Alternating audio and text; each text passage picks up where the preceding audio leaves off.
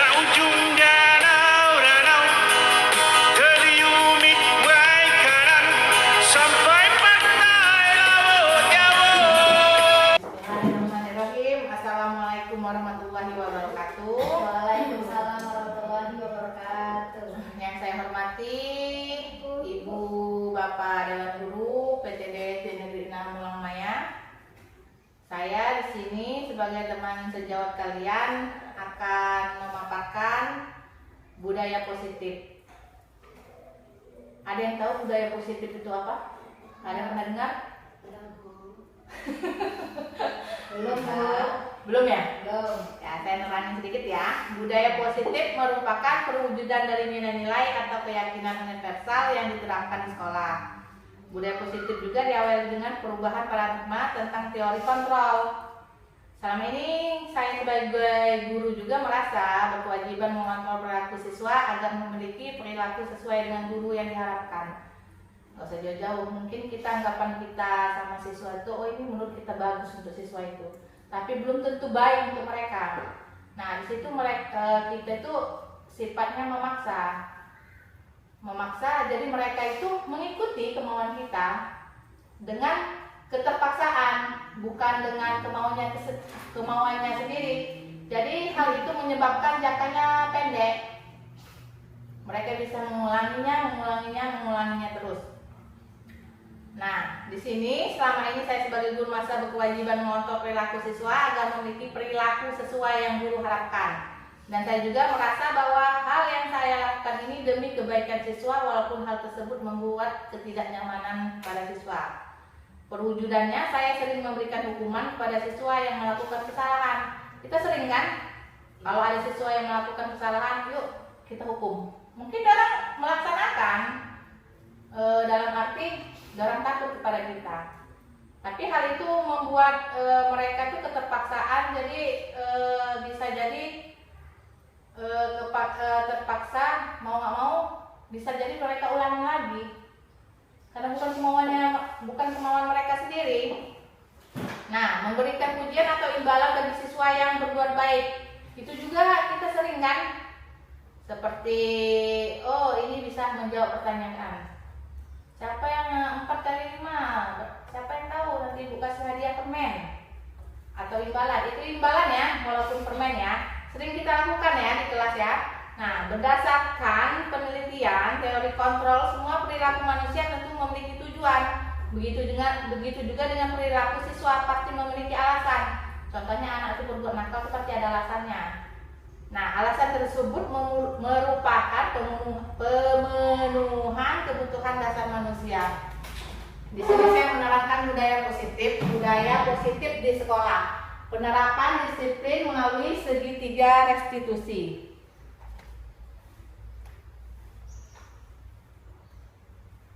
Nah, disiplin positif yang dimaksud adalah membimbing murid. Disiplin yang dimaksud dengan membimbing murid. Menumbuhkan disiplin dari diri karena motivasi internal. Nih ya, dari motivasi internal. Maksudnya ini dari diri sendiri ya, dari dalam ya. Untuk mewujudkan murid yang merdeka,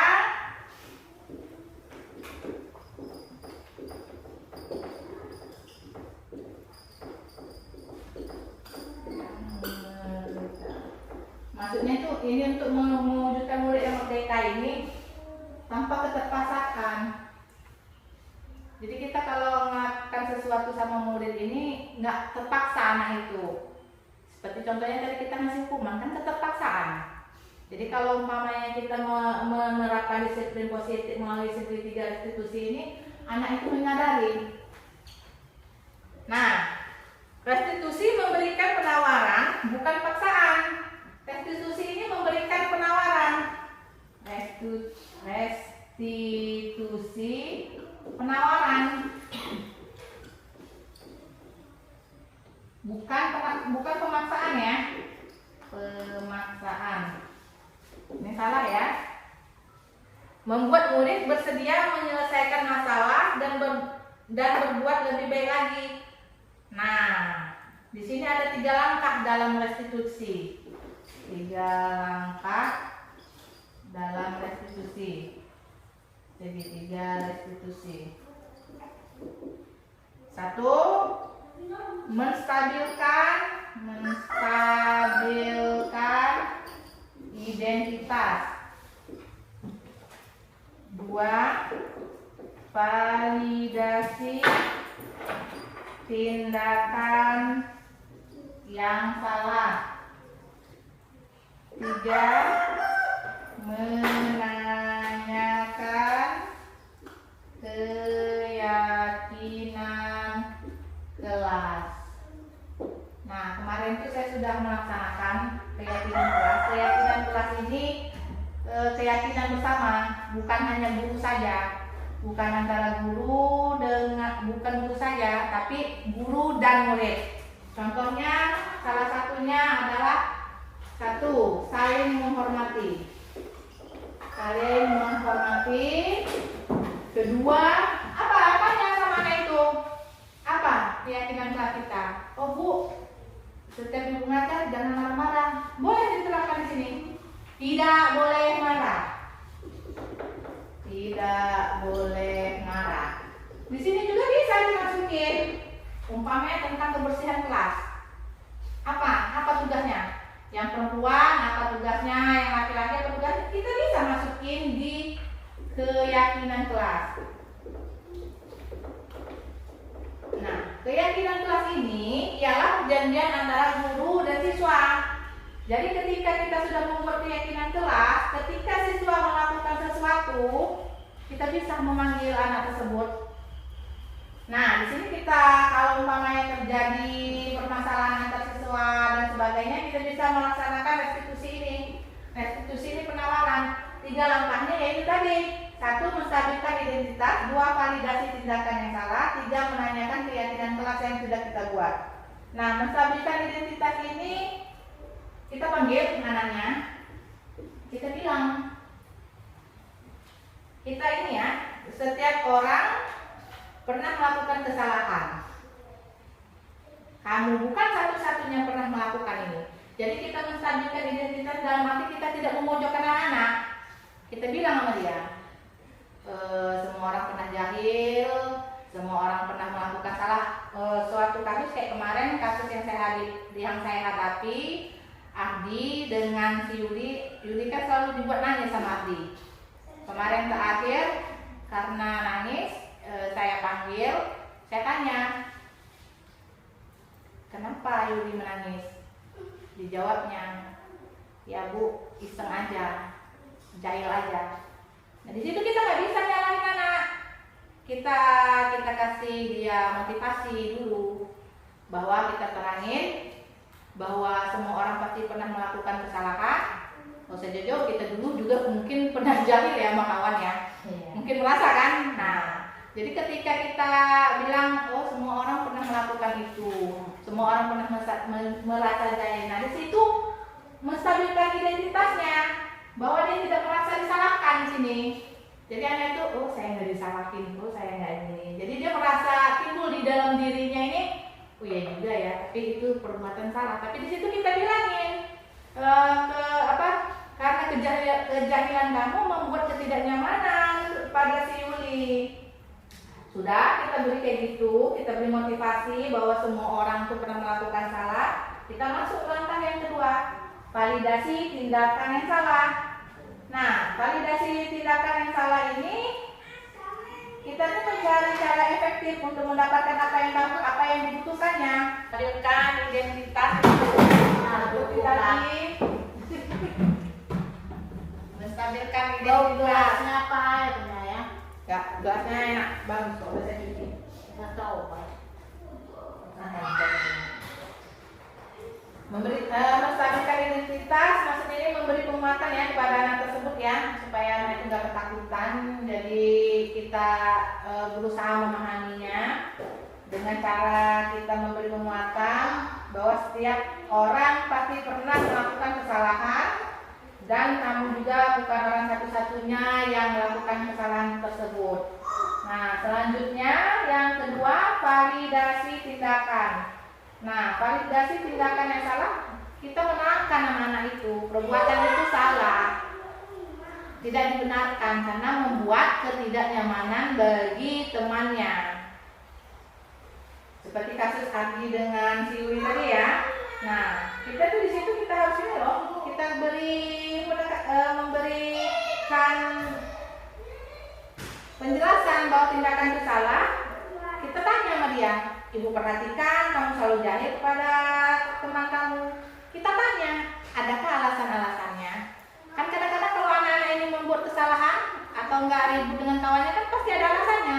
Iya bu, si A, si B, C, ini si A itu suka ganggu saya, si B suka ganggu saya, makanya saya terpancing dan saya marah, begini begitu. Kita juga nggak bisa nyalahin yang pihak yang ini, yang satunya. Dalam arti kata, oh kamu wajar melakukan ini karena kamu melindungi diri kamu, dan kamu juga. Mungkin semua orang pernah melakukan kesalahan, tetapi itu membuat ketidaknyamanan bagi teman kamu. Jadi kita nggak bisa langsung ngejudge mereka tuh, oh ini salah, nggak bisa ya. Jadi tapi kita menerangkan bahwa ini tindakan yang salah. Nah, sudah kita terangkan itu, baru kita masukin yang ketiga, langkah yang ketiga, menanyakan keyakinan kelas. Menanyakan keyakinan kelas, kita kan sudah buat keyakinan kelas tuh. Salah satunya apa? Pasti mereka menjawab, oh iya bu, saling menghormati. Mereka yang menjawab, dan kita. Keyakinan kelas kita salah satunya kita masukin di situ, saling menghormati. Saling menghormati itu semua, bukan hanya pada gurunya, tetapi kepada temannya juga. Mereka yang kita pancing. Kita sudah membuat keyakinan kelas apa? Salah satunya. Mereka yang harus menjawab, jangan kita ya. Nah, keyakinan kelas apa yang kita sepakati di kelas? Mereka yang menjawab. Nah, sekarang kita tanya, mereka ingin menjadi orang seperti apa? Kita tanya, kamu mau jadi orang seperti apa? Apa mau jadi orang yang jahil terus? Apa mau menjadi orang yang menjengkelkan? Bisa juga kita tanya cita-citanya menjadi apa? Mereka yang menjawab. Nah, dari jawaban itu pasti kita mendapatkan sesuatu yang bisa kita umpan balik kepada mereka. Contohnya, ya bu, cita-cita saya menjadi polisi. Umpamanya, contohnya. Nah, kalau menjadi polisi itu mengayomi, berarti tindakan yang kamu lakukan tadi itu salah. Sekarang ibu kembalikan lagi kepada kalian. Kita tanya lagi yang mana itu. Apa yang harus kita lakukan? Pasti dia jawab, ya bu, saya pasti minta maaf. Nah, jadi semua jawaban itu kita kembalikan kepada anak itu. Jadi jangan kita yang hukum atau sebagainya. Orang yang menyadari kesalahan orang sendiri. Jadi kalau orang menyadari kesalahan orang sendiri itu dari internal, dari dirinya sendiri, itu bisa menguatkan karakter mereka. Jadi mereka paham apa yang mereka lakukan. Ya bu, saya begini. Jadi mereka yang berbuat, mereka yang menyelesaikan urusannya yang mereka ciptakan, mereka juga dengan ikhlas, tulus. Kalau ada yang minta maaf. Kalau ada yang bertanggung jawab, contohnya memecahkan barang kawannya, mereka mengganti. Karena apa? Karena orang sudah menyadari kesalahan orang sendiri. Jadi bukan kita ya, kita hanya membimbing di sini ya. Nah, dari segi 3 restitusi ini bisa kita terapkan di budaya positif di sekolah kita, sehingga anak tersebut mandiri, tidak bergantung kepada orang lain, dan menyadari kesalahannya sendiri. Restitusi itu penawaran, bukan pemaksaan kepada anak. Langkah-langkah dalam restitusi itu, satu, menstabilkan identitas. Seperti tadi saya sebutkan, bahwa kita memberi motivasi dulu supaya anak itu jangan takut. Kedua, validasi tindakan yang salah, kita menerangkan bahwa dia yang salah. Maksudnya bukan dia yang salah, kita menerangkan bahwa tindakannya itu salah. Ketiga, menanyakan keyakinan kelas, karena kita di kelas kalau bisa kita bikin keyakinan kelas dulu. Jadi kita nggak harus menghukum anak terus. Jadi kita udah tahu apa yang dilakukan di kelas dan perjanjian kita antara mereka. Jadi mereka itu udah nyadari ketika mereka melanggar, mereka sudah tahu apa yang mereka lakukan. Jadi kita nggak maksa-maksa lagi, kita nggak susah-susah payah lagi mau melakukan atau menjerit-jerit mau kayak mana. Mereka udah tahu tindakan orang apa yang akan mereka lakukan sendiri. Jadi mereka menyelesaikan masalahnya sendiri. Kesadaran diri. Nah, iya, kesadaran mereka sendiri. Jadi kemarin saya sudah buat keyakinan kelas. Jadi kalau bisa setiap kelas itu ada keyakinan kelas. Dan buat perjanjian antara guru kita dengan anak-anak. Mau kalian apa? Oh ya Bu, gini. Tapi dimasukin salah satunya itu saling menghormati. Kalau saling menghormati itu kan nggak ganggu antar temannya juga dengan sama guru. Kan kadang-kadang kita kan nemu kan ada anak yang sama guru kan kurang sopan kan. Nah nanti kalau yang ketemu yang hal begitu, kita bisa berkonsultasi sama teman sejawat atau kepala sekolah untuk memanggil anak itu. Nggak usah jauh-jauh, ada contoh sih. Seperti saya tidak masuk, Bu Azizah masuk ke saya. Mereka kan takut sama saya, segan sama saya, karena udah ada keyakinan kelas ini. Bukan takut ya, segan sama saya karena sudah ada keyakinan kelas ini. Jadi ketika Ibu Azizah masuk, mereka bukan ibu dari Bu Azizah aja. Disuruh ngerjain ini pasti nggak mau, disuruh ini nggak mau kan? Pernah ya Bu Azizah ya, kejadian kayak gitu kan? Nanti besoknya Bu Azizah laporan sama saya, ya Bu kemarin saya ini sudah gini-gini menggantikan pelajaran ibu, tetapi anak tersebut, anak-anak ibu khususnya si A, si B bisa disebutkan begini. Nah nanti saya yang manggil anak itu. Nah nanti saya tanya, kita kan sudah apa yang terjadi kemarin, apa yang kalian lakukan kemarin selama ibu tidak ada. Kan ibu sudah memberikan tugas melalui Bu Azizah, tetapi Bu Azizahnya berbicara begini. Nanti dia ngomong sendiri, ya Bu gini. Kita kan sudah buat kesepakatan tuh. Jadi bagaimana? Nanti dia orang sendiri yang menyelesaikan masalah orang. Jadi bukan kita lagi. Itu ya keyakinan kelas ya. Jadi kalau bisa kita buat, saya sudah buat tapi belum saya print karena 1 dan 2 hal. Di sini juga saya dalam pembelajaran buku penggerak ini ada yang namanya pemikiran Ki Hajar Dewantara yang mengungkapkan bahwa disiplin kepada siswa adalah disiplin diri. Karena hanya diri sendiri yang mampu mengontrol diri sendiri, bukan orang lain. Contohnya kita marah sama orang, pingin kita cakap-cakap. Tapi kan kita kan tahan ya, nggak mungkin kan. Pikiran kita masih panjang dan sebagainya. Jadi itu hanya diri kita sendiri loh yang bisa mengontrol diri kita sendiri, bukan orang lain. Tidak usah jauh-jauh. Kita megang sesuatu yang berharga, sesuatu yang kita pegang. Ada orang atau teman, coba sih lihat apa yang kamu ini. Kira-kira kamu kasih nggak itu? Yang sesuatu yang berharga kamu kasih nggak sama orang? Enggak kan? Iya, itulah.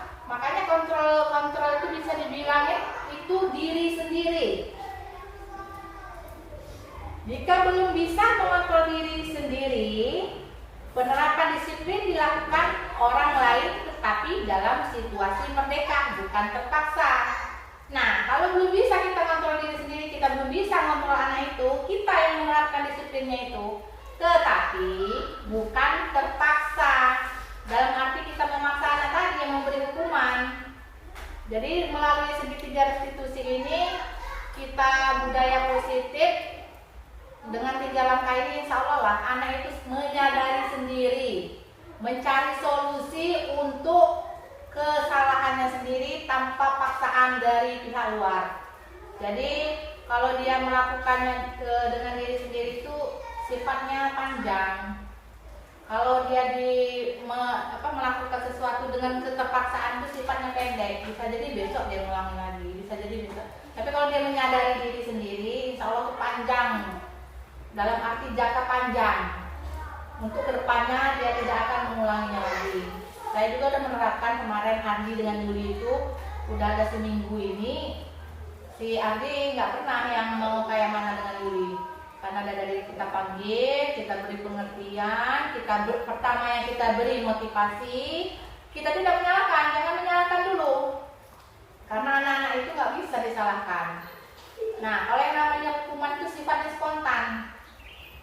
Jadi kalau restitusi ini kita memberikan penawaran, tetapi mereka harus bertanggung jawab atas apa yang mereka lakukan. Nggak harus umpamanya, oh ya udah saya maafin. Nggak bisa juga begitu. Jadi dia harus bertanggung jawab atas apa yang dia lakukan atau apa yang dia kerjakan, tetapi dari dirinya sendiri tanpa paksaan orang lain. Itu maksudnya ya. Nah, keinginan untuk melaksanakan keyakinan kelas sekolah yang datang dari siswa atau kita disebut motivasi internal tersebut dapat diwujudkan dengan restitusi. Restitusi adalah upaya mendisiplinkan siswa, tetapi dengan cara siswa sendiri yang menyelesaikan masalah dengan membuat mereka bertindak sesuai dengan keinginan ideal yang didasarkan pada keyakinan kelas. Seperti saya jelaskan tadi ya. Nah, hal ini dapat berjalan dengan guru menempatkan diri sesuai posisi kontrol yang tepat, yaitu posisi seorang manajer. Saya sebagai guru melihat siswa melakukan kesalahan tidak langsung menghukum atau menasihati. Jangan langsung kita nasihati anak-anak itu. Kita aja orang besar kalau dinasihatin kan kadang-kadang nggak terima ya. Walaupun kita salah kadang tanda kutip ya. Karena apa? Nah, apalagi anak-anak ini jiwanya ya bebas, ingin bebas. Apalagi kita ini menghadapi generasi Z yang memang merdeka. Nah, tetapi diawali dengan sikap memahami tindakan siswa bahwa ketika siswa bersalah itu biasa. Karena memang setiap manusia pasti pernah melakukan kesalahan. Nah, jadi tindakan awal kita jangan menceramahi, jangan pula nyalahin, tapi kita memberi motivasi bahwa setiap manusia pernah melakukan kesalahan. Jadi anak itu merasa, iya juga ya. Tapi kita juga kasih tahu bahwa hal itu salah. Itu ya tadi, validasi tindakan yang salah tadi. Kita menstabilkan identitas yang awalnya, selanjutnya guru juga mencoba memahami atau memahami alasan atau kebutuhan dasar yang ingin dipenuhi siswa dengan perilaku tersebut. Itu tadi validasi tindakan yang salah. Selanjutnya, siswa diingatkan tentang keyakinan kelas dan dipancing dengan pertanyaan bagaimana seharusnya sikap mereka menurut keyakinan kelas, dan jawabannya datang dari siswa itu sendiri. Jadi kita nanya, kita sudah punya keyakinan kelas, apa salah satunya? Dia udah tahu dia jawabannya apa. Jangan kita yang jawab, biarkan dia yang jawab. Harus dari dia. Nah, kemudian baru ditanyakan solusi terbaik menurut siswa tersebut. Kita kembalikan lagi kepada dia. Apa solusi dari masalah yang kamu hadapi sekarang? Apa solusinya? Masalah yang kamu timbulkan ini. Nanti dia jawab, oh ya Bu, begini. Jadi jangan dari kita, mereka sendiri yang menjawab, mereka sendiri yang menemukan solusinya. Nah, kemudian baru ditanyakan solusi terbaik menurut siswa tersebut berdasarkan keyakinan tadi. Saat melakukan restitusi, seorang manajer tentu sikapnya, tentu kita nggak marah. Nah, sebab kita sebagai guru tuh jangan marah. Tidak bisa memakai umpamanya walaupun anak itu salah sekalipun, oh kamu gini, jangan. Apalagi memakai fisik ya. Sekarang ini nggak bisa. Saya juga kadang-kadang gitu sih. Hilaf ya. Ya, itu yang kami bahas di pertemuan kemarin itu. Nah, itu dia. Malah kita, saya bertanya, anak saya sedikit, Pak, tapi luar biasa. Apalagi orangnya malu ini. Iya Bu, tetapi kita guru harus mencari solusi yang baik untuk anak tersebut. Jadi pemerintah ini nggak mau tahu alasan loh. Jadi kita tuh disuruh mencari supaya kita tuh mencari jalan yang terbaik lah buat anak kita. Jadi anak-anak itu tidak ada yang bodoh, tidak ada yang bagaimana. Kita harus, contohnya tidak bisa baca. Ya, kita harus cari solusi mengapa yang tidak bisa baca. Jadi gurunya yang ditekankan, bukan muridnya. Selanjutnya, dalam kejadian ini dapat saja guru menyuruh siswa minta maaf atau mendapatkan hukuman. Nah, iya benar, ketika siswa melakukan kesalahan kita bisa sih kita hukum, kita kasih sanksi.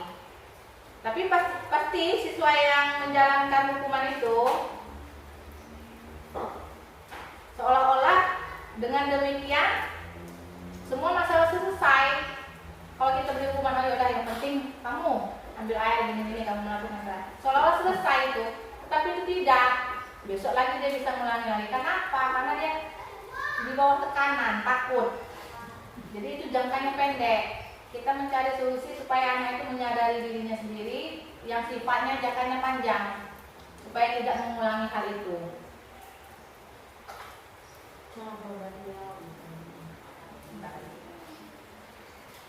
Nah, ini ya, kebudayaan dibentuk dari kebiasaan dan menjadi karakter, diharapkan dampaknya lama dan jangka panjang.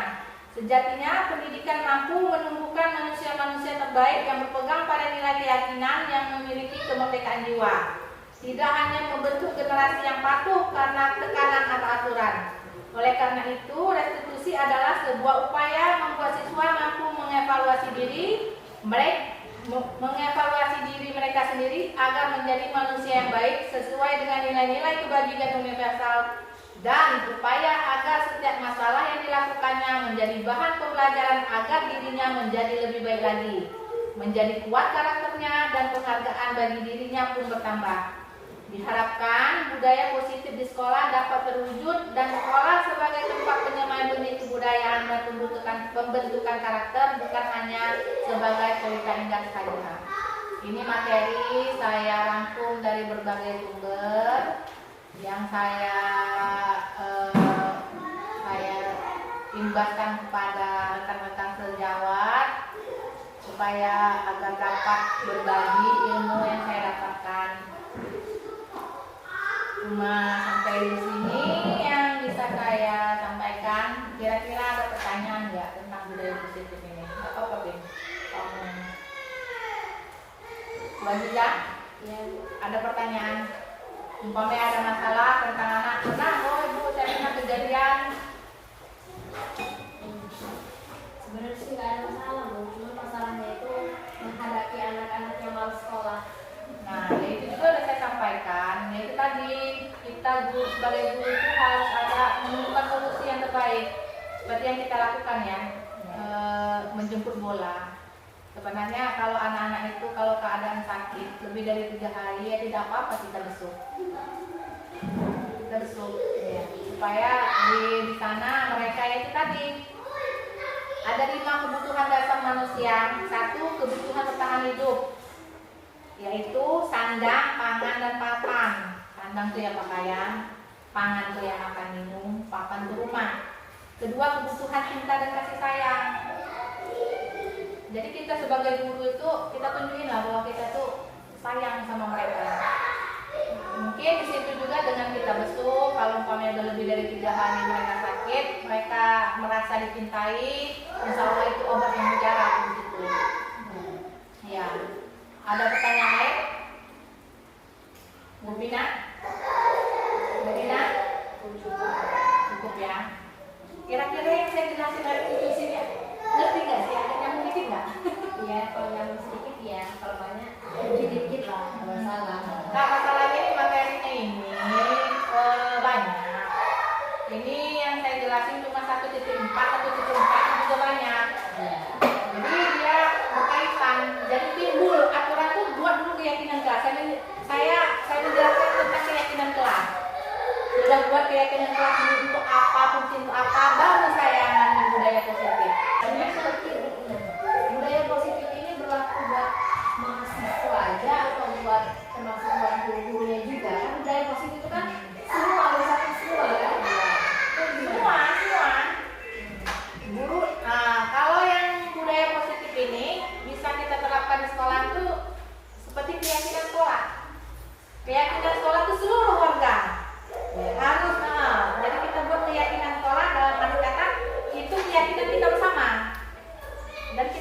melaksanakannya. Nah, kalau yakinan kelas itu khusus untuk kelas ini dan kepada wali kelasnya. Itu makanya saya kalau bisa kalian buat keyakinan kelas supaya nggak apa-apa wajiblah walaupun kelas rendah, jadi mereka tuh tahu tempatnya. Jadi kita nggak akan menghukum anak lagi, kita nggak akan ini lagi. Jadi anak itu menyadari sendiri kesalahannya apa. Ada pertanyaan lagi? Cukup. Saya akhiri ya. Saya ucapkan terima kasih atas waktunya. Saya akhiri. Wabillahi taufiq wal hidayah. Wassalamualaikum warahmatullahi wabarakatuh. Waalaikumsalam warahmatullahi wabarakatuh. Salam.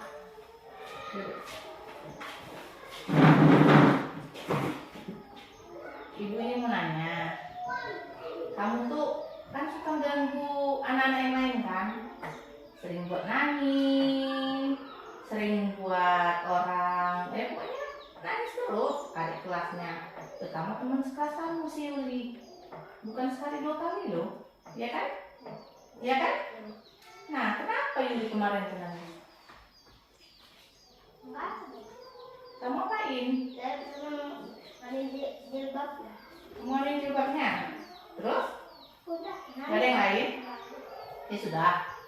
Semua orang itu pasti pernah melakukan kesalahan, dan kamu juga bukan orang satu-satunya yang pernah melakukan kejahilan itu kan? Teman-temannya yang lain juga begitu kan? Tapi ibu harapkan jangan kayak gitu lagi ya, karena kamu yang sering. Nah, ibu perhatikan kamu selalu jahil kepada Yuli itu terkadang pada yang lain juga itu ada alasannya nggak? Nggak ada alasan. Cuma ini aja, iseng aja. Yakin sengaja? Yakin? Nah, kemarin kan pada awal itu kan kita udah buat keyakinan kelas tuh, ya kan? Nah, salah satunya apa? Saling menghormati. Menghormati dengan apa? Terus dengan teman. Nah, itu maksud ibu. Sekarang ibu tanya, kamu ingin menjadi orang seperti apa sih, Dik? Kamu ingin jadi orang seperti apa? Apa mau jadi orang yang menjengkelkan? Apa mau jadi orang yang baik? Apa mau jadi apa? Ibu tanya apa? Apa cita-citaku? Saya mau jadi polisi atau apa? Ya, sekarang ibu tanya, kamu ingin menjadi orang seperti apa? Seperti baik. Apa cita-cita kamu? Apa? Hah? Masa gak ada cita-cita? Polisi. Pengen jadi polisi? Benar loh. Nggak pengen jadi polisi. Kalau jadi polisi itu harus mengayomi orang, harus melindungi, ya. Nah, sekarang ibu kembalikan kepada kamu lagi. Apa yang harus kamu lakukan kepada teman kamu, Yuli? Kamu yang sering jahilin dia. Apa?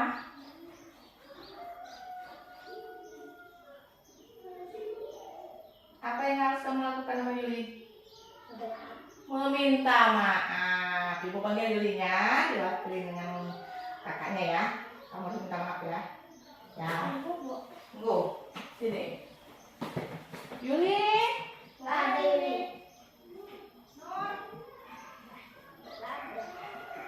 Tadi kan apa ngomongnya? Minta maaf. Memang gitu kita kan sudah buat keyakinan kelas. Ibu tidak mau marah, ibu tidak mau menghukum, ibu kembalikan lagi kepada Ardi. Nah, ini Yuli, ngomong apa? Yuli, saya minta maaf, tidak akan mengulanginya lagi. Kalian ya, enggak. Itu ya. Jadi jangan jahil lagi kepada Yuli ya. Ya, ini sudah. Main lah.